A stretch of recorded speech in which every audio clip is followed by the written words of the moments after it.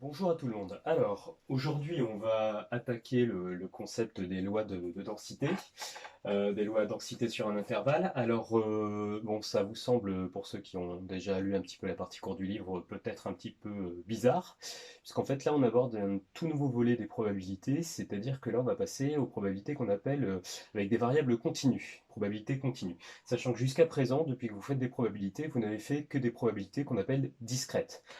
Alors, il n'y a pas besoin d'écrire ce que je vais marquer sur le tableau aujourd'hui, c'est vraiment pour faire une distinction entre ces deux cas de probabilité discrète, probabilité continue.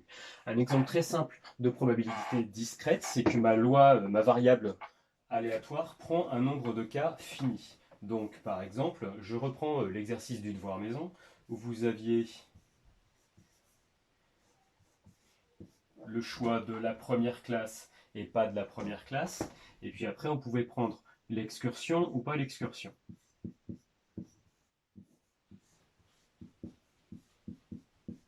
Et donc on avait cet arbre de probabilité là. Cet arbre de probabilité, il avait été complété avec différentes probabilités. Donc 0,6 pour la probabilité de prendre la première classe, 0,4 pour l'autre.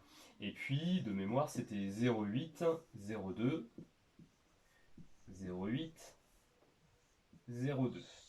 Et en fait, à ces différentes issues étaient associées des valeurs possibles pour x, qui était x représentait le coût total du trajet, donc enfin du circuit.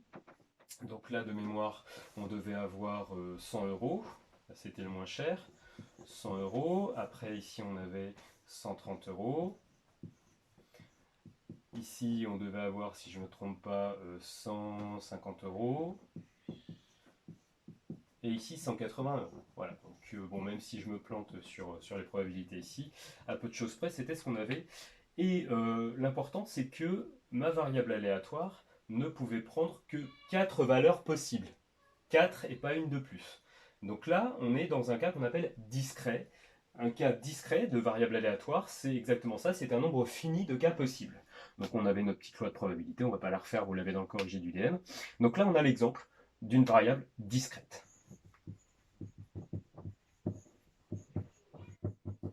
Le nombre de valeurs possibles, c'est forcément 100 ou 130 ou 150 ou 180. Voilà, on a donc 4 valeurs possibles. C'est une variable discrète. Bien. Maintenant, on va prendre un deuxième exemple pour voir donc un exemple de variable qui n'est pas discrète. Et c'est assez simple à comprendre. On va partir sur un segment tout bête. Donc que je vais tracer ici.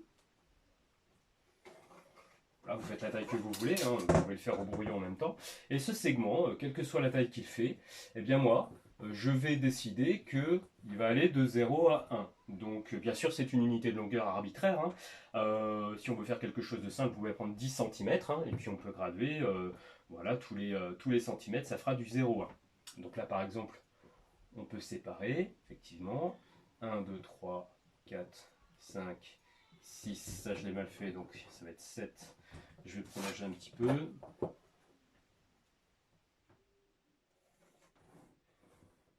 8, 9 et 10. Et donc là, voilà, j'ai mon segment. Alors, ce segment-là, ça peut également représenter l'intervalle 0,1. Voilà. Là, je peux dire que j'ai sous les yeux l'intervalle 0,1 avec une infinité de nombres réels finalement, puisque là-dedans, on a des nombres décimaux, d'accord. On a 0, 0,1, 0,2, 0,3, etc. jusqu'à 1. Mais il y a déjà une infinité de nombres décimaux, puisque là-dedans, quelque part, j'ai 0,75, hein, qui est à mi-chemin entre 0,7 et 0,8. Mais j'ai aussi 0,7815. Même si je ne peux pas le placer précisément, il y a déjà une infinité de nombres décimaux qui sont plaçables dans cet intervalle-là. Et alors après, si on prend en compte les irrationnels, c'est encore plus gros. Il y a là-dedans, dans cet intervalle, une infinité de nombres possibles. Bien. Alors maintenant, mon expérience aléatoire, c'est quelque chose qui va être assez simple.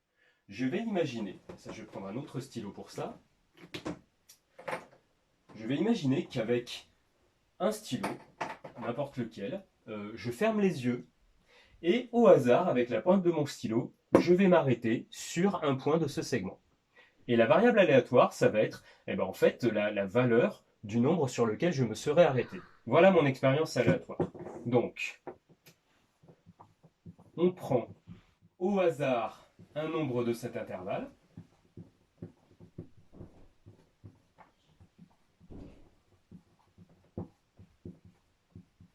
On prend au hasard un nombre de cet intervalle, x est la valeur de ce nombre.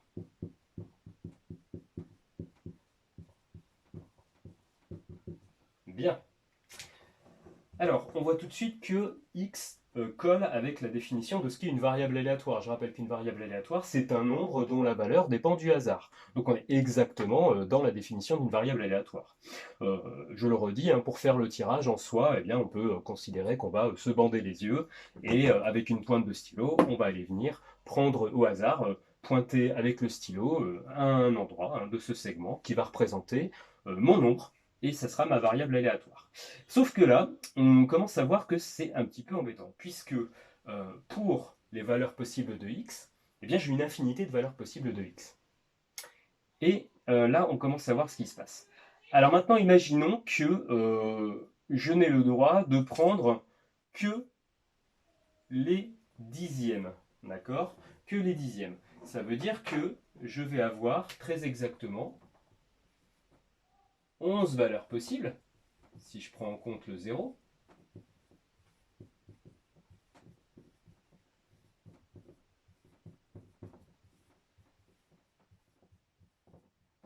Voilà. Donc, 1, 2, 3, 4, 5, 6, 7, 8, 9, 10. Et le 0, ça fait 11 valeurs possibles.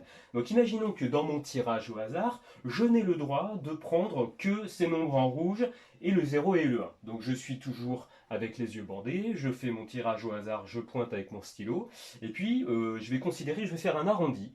Et finalement, mon résultat, ça va être le nombre rouge le plus proche de là où j'ai pointé avec mon stylo. Donc là, on voit qu'on est encore dans de la variable discrète du coup, si je fais comme ça, puisque je ne vais avoir que 11 résultats possibles. Et du coup, je pourrais écrire des petites choses qui ressemblent à ce qu'on a l'habitude de faire. Par exemple, si x appartient à la liste 0, 0,1, 0,2, etc. jusqu'à 1, à ce moment-là, je peux écrire des choses du style la probabilité que x soit égal à 0,4 et je n'ai plus qu'à compter. Pour que x soit égal à 0,4, j'ai un seul résultat qui m'intéresse, qui va être 0,4. Donc, un résultat sur 11 résultats possibles. Et là, j'ai une probabilité qui est calculable, qui n'est pas très grosse, mais qui est calculable quand même. Bien. Imaginons maintenant que je recommence ce genre d'expérience-là, mais cette fois-ci, je ne vais pas m'arrêter uniquement au dixième, mais je vais m'arrêter au centième. C'est-à-dire qu'en plus des nombres rouges que je prends ici, je prends également ceux qui sont entre 0 et 0,1, c'est-à-dire 0,01, 0,02, 0,03, jusqu'à 0,09, puis 0,1, puis je recommence 0,11, 0,12, 0,13, etc. Bon, je commence à voir un petit peu ce qui se passe. Je vais quand même avoir un nombre fini de cas, d'accord? Puisque finalement, au lieu d'avoir 11 nombres, je vais en avoir 10, 20, 30, 40, 50, 60, 70, 80, 90, 100, toujours 101 avec mon petit 0. Donc maintenant, imaginons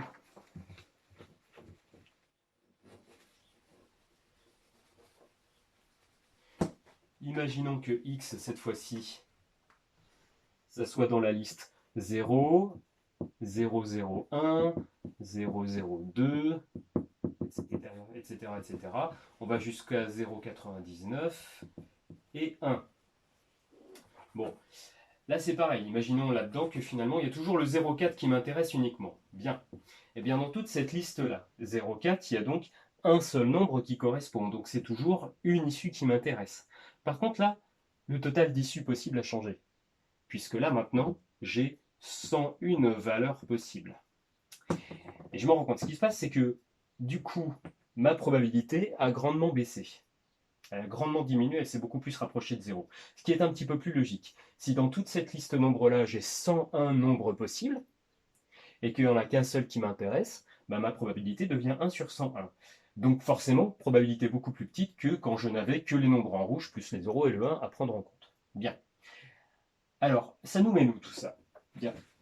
Maintenant, imaginons que il n'y a plus seulement les nombres en rouge qui sont là, ni les décimaux. Imaginons que là-dedans, je prends en compte absolument tous les nombres réels possibles entre 0 et 1. Eh bien, le problème, c'est qu'il y a une infinité de nombres possibles. Donc, imaginons que c'est toujours la probabilité que x tombe pile sur 0,4 qui m'intéresse. Eh bien, si on pouvait le calculer, si on pouvait appliquer notre formule habituelle, eh bien, il n'y aurait toujours qu'un seul nombre qui nous intéresse, qui est 0,4. Sauf que maintenant, la liste de toutes mes possibilités, eh bien, ça va être une liste infinie. Si j'ai le droit à tous les nombres réels qui sont entre 0 et 1, eh bien, je n'ai pas 100 nombres là-dedans, j'ai pas 1000 nombres là-dedans, j'ai une infinité de nombres là-dedans. Donc, quelque part, si on pouvait encore utiliser cette formule-là, eh bien, on aurait 1 sur l'infini, puisqu'il y a une infinité de valeurs. Imaginons là-dedans que je tombe sur un irrationnel, genre vous prenez racine de 2 divisé par 2, racine de 2 divisé par 2, il est quelque part là-dedans, et il fait partie des possibilités que je peux avoir. Donc, le souci, c'est que j'ai une infinité de cas. Et donc, si ma formule nombre de cas qui m'intéresse sur nombre de cas possibles est encore valable, eh bien je me retrouve avec du 1 sur l'infini, j'ai une infinité de cas possibles. Et donc je me retrouve avec un problème, parce que imaginez qu'un jour on puisse diviser 1 par l'infini, on avait déjà un peu abordé le cas à l'oral, eh bien ça me ferait du 0, d'accord? Puisque forcément si 1 est divisé par un nombre de plus en plus gros, mon résultat va se rapprocher de 0. Donc c'est que de la théorie, bien entendu, ce n'est pas, c'est pas vraiment mathématique, mais si un jour on pouvait écrire ça, eh bien 1 divisé par l'infini, ça nous ferait 0. Et donc du coup, on a un souci, puisque on a une probabilité qui vaut 0, alors qu'on sent bien que si on avait extrêmement de chance, un jour peut-être qu'on pourrait tomber sur le 0,4 pile, la probabilité ne peut pas valoir 0. Donc on a un souci. À partir du moment où on prend une infinité de nombres en compte, eh bien cette présentation-là, de dire x vaut pile un nombre réel sur une infinité, elle n'a plus vraiment de sens. À ce moment-là, à partir du moment où on va prendre une infinité de nombres, il n'y a plus vraiment d'utilité, ni d'intérêt, ni même de sens à cette notation-là. Alors par contre, ça ne nous empêche pas de faire des probabilités, mais il faut les concevoir un petit peu autrement. C'est assez facile quand même à comprendre. Si je veux quand même avoir des résultats possibles, eh bien je pourrais vous dire la question autrement. Si je continue mon expérience, qui est toujours de fermer les yeux, de poser mon stylo au hasard quelque part là-dessus, bon bah je sais que la probabilité que je tombe pile sur 0,4, bah normalement ça ferait quasiment 0. Mais maintenant, je vais vous poser la question autrement. Je refais mon expérience aléatoire au hasard, et par contre là, ce qui va m'intéresser, c'est pas le fait d'avoir une valeur précise, mais c'est le fait de me retrouver entre certaines valeurs. C'est-à-dire que là, je vais prendre en compte des intervalles. Donc là, je vous pose ma question. Si je fais mon expérience aléatoire, c'est-à-dire je me bande les yeux, je tire au hasard pour prendre un nombre quelque part dans cet intervalle, quelle est la probabilité que mon nombre se trouve entre 0,4 et 0,6? Et là, on voit que c'est plus tout à fait la même question. Puisque là, si je tombe là-dessus, ça ne marchera pas. Si je tombe là-dessus, ça ne marchera pas. Mais par contre, là, j'ai tout un espace qui m'intéresse. Si je pointe du stylo ici, c'est bon, je prends. Si je pointe du stylo ici, je prends. Si je pointe ici, je prends. Donc il y a quand même déjà une petite, entre guillemets, une petite infinité de nombres là qui m'intéressent. Donc là, la question, voilà comment elle se pose. Quelle est la probabilité, en fait, que x soit compris entre 0,4 et 0,6? Bien. Je rappelle que x, hein, c'est mon nombre pris au hasard là-dedans. Bien, moi, je vais faire quoi? À ce moment-là, je vais utiliser un petit peu comme quand on a fait les intersections d'intervalles hein, sur la droite graduée. Eh bien, je vais repasser en couleur ce qui m'intéresse. Moi, je voudrais tomber sur tous les nombres qui sont entre 0,4 et 0,6. Eh bien, à ce moment-là, je vais repasser les nombres qui m'intéressent. Voilà. C'est tout cet intervalle-là qui m'intéresse. Et du coup, on peut quand même deviner un petit peu ce qui va se passer. Ma probabilité va être donnée comment cette fois-ci? Elle ne va pas être donnée par le nombre de cas possibles qui m'intéresse, je veux dire, sur le nombre de cas possibles, puisque là ce serait une infinité sur une infinité, mais on va plutôt le voir comme un quotient de longueur. En fait, la longueur qui va me donner la variable que je veux, elle va de 0,4 à 0,6. Voilà, mon intervalle va de 0,4 à 0,6. Et bien la longueur de cet intervalle vaut 0,2. Et toutes les possibilités que j'ai quand je fais mon tirage, ben ça va de 0 jusqu'à 1, tout cet intervalle-là, et cet intervalle, il est de longueur 1. Et du coup, la probabilité que je tombe sur l'intervalle qui est en vert va être de 0,2 sur 1, c'est-à-dire 0,2. Et là, j'ai une réponse précise.